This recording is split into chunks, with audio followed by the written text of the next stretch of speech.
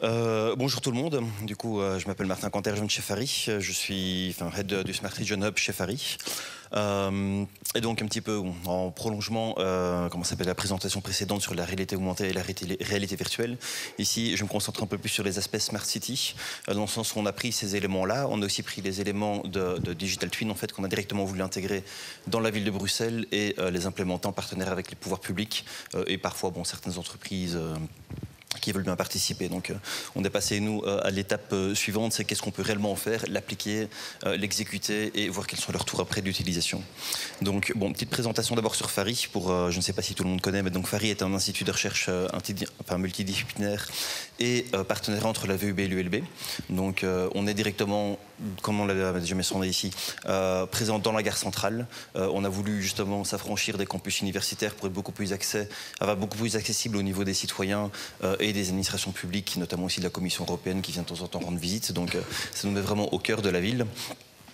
Et on regroupe à peu près 10 groupes de recherche au total sur l'AI, la robotique, les sciences sociales, les aspects éthiques et les aspects légaux aussi. Donc ce qu'on fait vraiment, c'est pas juste prendre une problématique toute seule pour réussir à l'implémenter, mais c'est plutôt prendre une problématique, mais avoir les éléments complémentaires autour de cette problématique pour être certain qu'on puisse la considérer dans un contexte plus étendu et avec plus de complexité généralement. Oui, bon. J'avais du coup ici le petit slide où on montre gentiment où on se trouve. On a aussi du coup le Parlement bruxellois, le Parlement flamand qui est pas loin, le Parlement fédéral qui est tout accessible, je pense qu'ils sont 500-600 mètres à pied, donc c'est assez facile. Au niveau des groupes de recherche qui font partie de Fari, donc on a vraiment une équipe centrale d'une vingtaine de personnes, 25 personnes je pense maintenant, et puis après tous les groupes de recherche de l'ULB et de la VUB qui vont donc de l'intelligence artificielle, fondamentale, on va dire machine learning, deep learning, tout ce qui est computer vision, mais aussi les aspects plutôt robotiques, interaction humain-machine, tout ce qui est aussi philosophie légale et théorie, tout ce qui est du coup ici les aspects légaux, les aspects de l'IA Act, mais aussi pour reprendre un point de la présentation précédente au niveau data sharing, comment est-ce qu'on fait pour réussir à intégrer ces éléments de partage de données avec les entreprises privées, avec les entités publiques, pour pouvoir aussi faire de la recherche et finalement construire des choses qui sont utiles et ne pas juste simplement faire un aspect de recherche, mais aller un petit peu plus loin et vraiment pouvoir l'implémenter concrètement. Donc on a un petit peu une approche en fait quadruple X. Donc notre but c'est de faire vraiment le lien entre les institutions publiques, l'industrie, la recherche et les citoyens. Ici, les industries, je ne vais pas le mentionner plus tard, mais en fait, on a des projets de recherche européens où on participe notamment au niveau de l'écosystème européen au TEF, donc au Test and Experimentation Facility, notamment Sitcom, sur les citoyens et les communautés, mais aussi aux EDI, donc l'EDI bruxellois, donc c'est le European Digital Innovation Hub, qui vise à promouvoir l'adoption de l'intelligence artificielle pour les entreprises qui pourraient avoir une idée. On y participe aussi, donc on essaie vraiment de faire ce lien entre les personnes qui ont des données et des problèmes, mais pas toujours les compétences pour le faire, des personnes qui ont des idées, mais dans ce cas-là aussi l'aspect recherche avec les personnes qui ont les compétences pour les résoudre, mais pas toujours les moyens de s'y attaquer, et enfin les citoyens pour certains qu'on puisse aussi les prendre en compte dans tout ce qu'on fait. Voilà, donc petite présentation. Maintenant, on va vraiment se focaliser sur l'élément qui est plus important et qui est plus fun, les jumeaux numériques. Donc, pour peut-être un petit peu plus clair aussi, la façon dont nous, on le considère, dont on définit, définir, c'est un grand mot, parce que pour moi, c'est plutôt un spectre entre il n'y a rien et il y a un jumeau numérique parfait, avec interaction real-time et tout, donc ça dépend un petit peu comment est-ce qu'on le voit. Grosso modo, il y a un objet physique, ça peut être tout n'importe quoi ici, je vais me concentrer sur de la ville, mais j'ai eu des questions dans le passé, ça ne doit pas d'office être 3D, ça ne doit pas d'office être une ville, ça peut être n'importe quoi. D'accord ? Donc ça, il faut vraiment bien faire la différence entre, ici, je m'attaque que à la partie Smart City, mais c'est beaucoup plus large que ça. Et le but, c'est d'avoir du coup une représentation numérique ou digitale de cet objet pour pouvoir réussir à l'étudier. Alors qu'on puisse avoir directement des données qui sont collectées ou pas, et la temporalité des données, ça peut aussi un petit peu varier. Parfois, ces données sont collectées en temps réel avec toutes les secondes, parfois c'est toutes les heures, parfois quand on essaie de regarder tout ce qui est la planification urbaine dans une ville, on n'a pas spécialement besoin d'avoir une collecte toutes les heures, une fois par mois, une fois par an, ça suffit largement. Donc cette temporalité dépend un petit peu, et puis après on peut prendre des décisions, commencer un petit peu comprendre, analyser le système en tant que tel, mais d'un point de vue numérique, pour pouvoir après l'influencer directement. Alors que ce soit des interventions parce qu'on change la politique de la ville, ou bien que ce soit des interventions directes parce que par exemple il y a un accident de voiture et qu'on doit dévier le trafic et qu'on change un petit peu les feux rouges, la vitesse aussi d'intervention peut varier. Donc là, en fonction des personnes avec lesquelles on parle, la façon dont on considère ici le Smart City, le jeu numérique dans la ville, peut un petit peu varier, mais on se concentre vraiment uniquement sur ce qu'on peut en faire et pas vraiment l'aspect définition. Au niveau des jumeaux numériques, du coup, on peut aussi s'attaquer à tout ce qui est jumeaux numériques dans le cadre des soins de santé, la robotique, l'IoT aussi, tout ce qui est manufacture, pour savoir un petit peu comment est-ce que les machines se comportent et tout. Il y a pas mal d'applications qui sont possibles. Et bon, c'est pas juste une technologie qui est récente et qui est neuve, il y a déjà quand même pas mal d'expérience à ce niveau-là. Ici, c'est un petit tableau de Mendeleïev des use cases en jumeaux numériques, mais aussi des différents éléments qu'on doit considérer, savoir par exemple comment avoir une bonne stratégie d'acquisition de données. Si vous voulez, je peux donner les slides après, hein, parce que je pense que ce sera plus intéressant que de prendre des photos floues d'un screenshot qui n'était pas spécialement de bonne qualité initialement, donc il n'y a pas de problème. Voilà, mais que ce soit aussi par exemple tout ce qui est niveau ontologie, tout ce qui est niveau interopérabilité aussi, il y a pas mal d'éléments qui doivent être pris en compte. Tout ce qui est simplement orchestration du jumeau numérique, éventuellement où est-ce qu'on va mettre l'intelligence artificielle, est-ce qu'elle se situe plutôt au niveau back-end ou est-ce qu'elle va être on edge, donc directement dans les éléments, dans les capteurs et tout ça, comment est-ce qu'on va faire pour visualiser ça au niveau dashboarding. Il y a plein d'éléments séparés qu'on peut considérer dans les jeux numériques, qu'on peut ici voir avec ces tableaux de Mendeleïev qui permettent un petit peu de simplifier les choses, mais de se rendre compte que c'est assez complet quand même. Alors, dernier point qui est assez important à considérer, c'est que quand on parle de jumeaux numériques appliqués à la ville, donc en Smart City, il y a la couche virtuelle, il y a la couche réelle, et on va avoir toute une série de superpositions de couches en fonction de ce dont on a besoin. Si on fait bêtement, est-ce qu'il y a des risques d'inondation, on n'a pas spécialement besoin de savoir où se trouve la fenêtre dans un bâtiment. Donc en fonction de ce qu'on peut faire, de ce qu'on veut faire, et des besoins techniques et du cas d'usage qu'on est en train de considérer, on peut simplifier ou complexifier le jumeau numérique, on peut avoir accès à certains types de données ou par rapport à d'autres. Un bon exemple aussi, ce serait au niveau mobilité. Avoir tout ce qui est prévision de pluie, c'est pas spécialement intéressant tout de suite. Il vaut mieux savoir où se trouve la population, quelle est la distribution de population, le nombre de voitures en ville et ce genre de données. Avoir typiquement ce genre de données, par exemple, la population en ville pour pouvoir faire des simulations sur les risques d'inondation, ça devient directement moins intéressant. Donc vraiment, ne pas voir le jumeau numérique tel que je vais le présenter ici à la Smart City à Bruxelles comme étant un ensemble unique qui tourne tout le temps, mais plutôt toute une série d'applications qui sont combinées les unes avec les autres, mais qui peuvent aussi être indépendantes. C'est ça aussi quelque chose qu'on est en train de construire. Alors, petite connexion du coup avec la cave et l'environnement virtuel qu'on utilise. Donc, en effet, on en a une à Bruxelles. On a utilisé, nous, une entreprise belge qui s'appelle Barco, si je ne me trompe pas, pour pouvoir la monter. On est parti sur toute une série de choix technologiques sur les caves qui peuvent être faits. J'en ai déjà visité quelques-unes à Helsinki, comment ça s'appelle, à Rotterdam aussi, je pense, et au Luxembourg, où en fonction des technologies qu'on veut, parfois, il y a plus de choses à développer initialement pour réussir à y accéder. Ici, nous, c'est du bed plug and play. Si vous avez un bon ordi, un display porte ou un adaptateur et que vous arrivez, vous branchez directement, vous pouvez l'utiliser. Bon, après, il faut que ça puisse gérer 3 écrans 4K derrière. Pour l'instant, donc ça demande qu'un petit peu de puissance de calcul, mais ça reste accessible pour des laptops, quoi. Donc chez nous, la cave, c'est 3 projecteurs en fait sur des écrans qui font rétroprojection. On est en train d'attendre, enfin toujours en attente d'avoir un gouvernement bruxellois pour avoir la suite éventuellement du financement pour l'étendre, avec des capteurs spatials qui permettront de positionner en fait les personnes dans la pièce, et aussi avoir une projection au niveau du sol pour vraiment en fait étendre cet environnement et avoir plus de possibilités. Ici pour l'instant, et à côté de ça, on a aussi un cluster avec 2 GPU 4090. Bon, pour les techniciens qui ça intéresse, c'est toujours fun. Pour les autres personnes, c'est pas spécialement important, mais ça nous permet en fait d'avoir un cluster directement une machine qui permette de faire tourner les simulations et d'offrir toute une série de services qu'on opère derrière. Donc ici, bon, ça fait 1 an que la cave est ouverte. Elle a été inaugurée en mai 2024. Ça nous a pris un petit peu de temps pour avoir des gens qui viennent, pour découvrir un petit peu quels sont les besoins, quelles sont les idées de chacun, savoir réellement, bon, ceux qui viennent parce que c'est un bel environnement, qu'ils ont envie de rêver, mais qu'il n'y a rien du tout de concret, et puis les personnes finalement qui apportent une valeur ajoutée, qui nous donnent accès à des données, qui ont use case, pour lesquels on dit, bon, what's next, et on a des meetings qui sont prévus derrière pour pouvoir commencer à construire quelque chose. Donc ici, on a quelques photos, bon, pour un petit peu montrer la taille du coup de la cave, ici avec du staff forcément, c'est pas des vrais visiteurs, mais ça permettait un petit peu de montrer ce que c'est. Là, par exemple, c'est l'intérieur d'un hôpital. J'ai envie de dire Chirac, mais je suis pas entièrement sûr. Peut-être que ceux qui ont visité pourront le reconnaître. Ici, on a, via le groupe Panorama du LB, une belle reconstruction avec un vol de drone de l'abbaye de Villers-la-Ville. Et voilà. Alors, ce qu'on a réellement construit, à Bruxelles. Donc depuis cette année, en fait, on a rencontré pas mal d'administrations publiques qui, la plupart du temps, sont quand même assez ouvertes à travailler avec nous. Avec les 2 universités qui arrivent et comme on pousse un petit peu plus au niveau régional, on a un petit peu de soutien. On est en partenariat avec Parking Brussels Environnement, Paradigme, avec l'équipe Smart City de la ville de Bruxelles. Bref, toute une série de partenariats où on a toute une série de choses à résoudre. Et en fait, on arrive en leur disant, voilà, on peut vous aider à le faire parce que nous, de toute façon, on a des gens qui sont motivés pour le faire, on obtient des projets de recherche, mais on fait le lien avec eux parce qu'on ne veut pas juste faire le projet de recherche, on veut directement aller chercher le use case qui intéresse la ville et directement avoir accès à leurs données. Donc il y a vraiment ce partenariat où ils ont un problème, mais ils n'ont pas toujours les ressources pour le faire. Nous, on a les capacités de le faire, mais pas toujours les éléments qu'il nous faut pour le résoudre et pouvoir s'attaquer vraiment au problème concret, quoi, et c'est ça qu'on fait.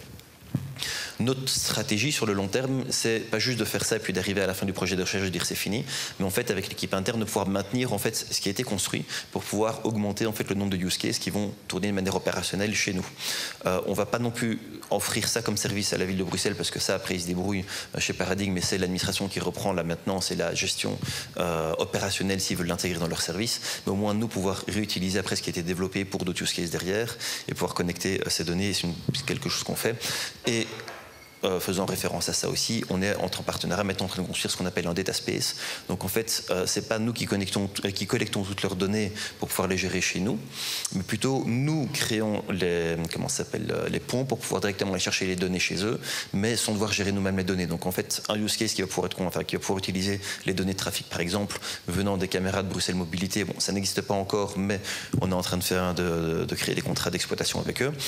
L'idée ce serait que c'est toujours Bruxelles Mobilité qui possède les données, mais on peut les consommer dans le use case dans un cadre spécifique bien défini pour pouvoir le faire après, quoi. Si par exemple on a besoin de ces données-là plus les données de Bruxelles Environnement plus les données d'Urban Brussels par exemple et qu'on veut les combiner, c'est-à-dire qu'en fait en passant par le data space qu'on est en train de construire, ça permet d'un petit peu harmoniser et d'utiliser aussi dans ce cas-là, est-ce que eux il leur manque un petit peu tout ce qui est standardisation au niveau interopérabilité des différents systèmes. Donc on fait initialement ce travail sur les données arrivent sous différents formats avec différentes références. On va harmoniser ça pour être certain que c'est du sens. On a le script d'harmonisation qui tourne et comme ça, tous ceux qui veulent consommer ça derrière après, donc à simplement se plugger et utiliser ça de manière assez facile. Donc, espérons que la vidéo se lance correctement. Donc on a une première vidéo ici c'est un petit peu vite, mais de la ville de Bruxelles, du jumeau numérique qu'on a construit. Donc à partir de relevés radar, à partir d'estimations de surface et de hauteur des bâtiments et tout ça, en fait on a créé un premier template sur voilà à quoi ressemble Bruxelles. Les bâtiments sont un petit peu moches, notre but c'était pas spécialement de le rendre tout joli. Je vais essayer de revenir avant, oui, ça recharge. Mais grosso modo, on a tout ce qui est bus, tram, métro, route, bâtiment, parc dans la ville, aéroport, bref, des éléments qui sont relativement importants pour ne fût-ce que réussir à imaginer, voir à quoi représente la ville pour l'instant. Notre but, c'est pas directement de le rendre joli, bon, ça dépend un petit peu des endroits qu'on va visiter, mais au moins de l'avoir opérationnel, comme ça qu'on veut commencer à développer des use cases derrière, notamment de trafic. On a déjà ce canvas, en fait, cette construction initiale qui existe. Là-dessus, par exemple, on a fait une première implémentation qui n'est pas directement visible parce que ça prend un petit peu de temps, c'est un petit peu dur à faire tourner, quoi. Donc il faut encore qu'on optimise, qu'on fasse un travail d'optimisation derrière. Mais ici, on s'est directement connecté aux API disponibles de la STIB, de Line, de la SNCB pour avoir, bon, c'est pas exactement en temps réel parce qu'en fait, c'est rafraîchi toutes les 20 secondes, donc on fait une interpolation derrière, mais ça nous permet d'avoir une estimation de où se trouvent tous les bus, tram, métro, bref, tous les transports en commun à Bruxelles. C'est une première chose. Notre but après, c'est, bon, comme je le montrerai, d'intégrer ça dans d'autres use cases, mais ça permet de les suivre, éventuellement après de pousser ça pour faire d'autres choses, d'autres utilisations derrière. Ça tourne. Si n'importe qui ici a besoin d'avoir ça, on peut facilement le livrer, le mettre de disponible. Notre but, c'est vraiment de construire toute une série comme ça d'éléments qui vont pouvoir être utilisables par d'autres personnes derrière. Partie amusante, on a un autre, ici la partie en dessous, c'est encore un petit peu simplifié, donc on n'a pas une vraie carte 3D, mais ça permet ici de voir donc en fait au niveau du sous-sol en fait les métros tels qu'ils sont visualisés au niveau de la ville de Bruxelles. Pour l'instant, c'est encore, comme je le disais, assez simplifié avec 2 couches de 2D qui sont superposées. On est en train de construire, en partenariat du coup avec la ville de Bruxelles, une vraie représentation 3D pour pouvoir avoir une bonne compréhension de ce qui se passe. Récemment, du coup, je l'ai appris la semaine passée, on a obtenu un nouveau projet qui nous permettra de faire une simulation des racines d'arbres au niveau de la chaussée, pour notamment voir quelles sont les interactions des racines d'arbres avec les différents, les impétrances qu'on peut trouver dans le sous-sol, donc câbles, Proximus, fibres, électricité, comment ça s'appelle égout et tout ça. On trouve ça assez important à la fois, bon, parce que je pense que tout le monde a connu le fameux problème de on ouvre la chose une première fois, on ne sait pas où se trouve le truc, il y a quelqu'un qui fait le trou, pouf, ça pète, il n'y a plus d'eau pendant une journée, quoi. C'est un peu pénible. Bizarrement, il n'y a pas encore non plus de structure qui existe pour pouvoir centraliser ces données-là, même entre les différents acteurs, ou simplement de modèles qui permettent de le voir correctement. Et donc personne pour l'instant à Bruxelles ou dans les autres villes qu'on a contacté n'a ça, donc on aimerait bien le construire ici. Et bon, ce use case, c'est une première chose qui permettrait de pouvoir accéder à ce genre de données, un petit peu les centraliser. Ici, donc pour terminer donc là-dessus, d'autres choses qu'on est en train de faire aussi, donc par rapport aux données qu'on a, il y en a certaines qu'on peut montrer, forcément d'autres qu'on ne peut pas spécialement montrer. Donc pour ceux qui sont un petit peu familiers avec le concept de data space, ça ne veut pas dire que parce qu'on l'a, c'est ouvert à tout le monde, je veux dire qu'on l'a et qu'on facilite l'accès aux données.